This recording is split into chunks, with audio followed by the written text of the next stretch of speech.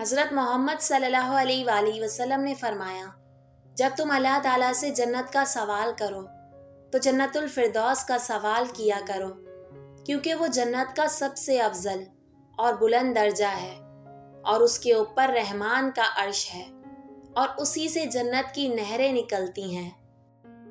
रसूल करीम सल्लल्लाहु अलैहि वसल्लम ने इरशाद फरमाया, जुम्मे के रोज़ इस घड़ी को जिसमें दुआ की कबूलियत की उम्मीद की जाती है, असर से लेकर सूरज गुरूब होने तक तलाश करो।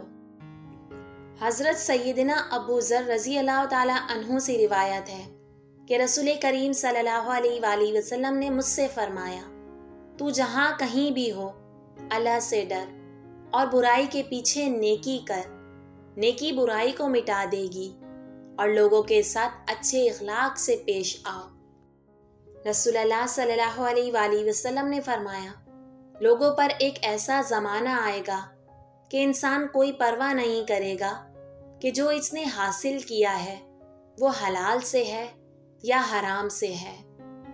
हज़ूर अकरम सल्लल्लाहु अलैहि वसल्लम ने फरमाया, जिसके कदम अल्लाह की राह में गुबार आलूद हो गए, अल्लाह ताला उसे दोज़ख पर हराम कर देगा।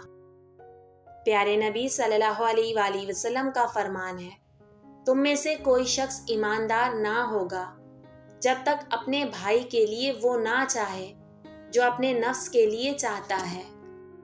प्यारे नबी सल्लल्लाहु अलैहि वसल्लम का फरमान है, 3 चीज़ें मैयत के साथ जाती हैं, घर वाले, माल, अमल। 2 चीज़ें वापस आ जाती हैं और एक साथ रहती है, यानी घर वाले और माल वापस आ जाते हैं जबकि अमल साथ रह जाता है।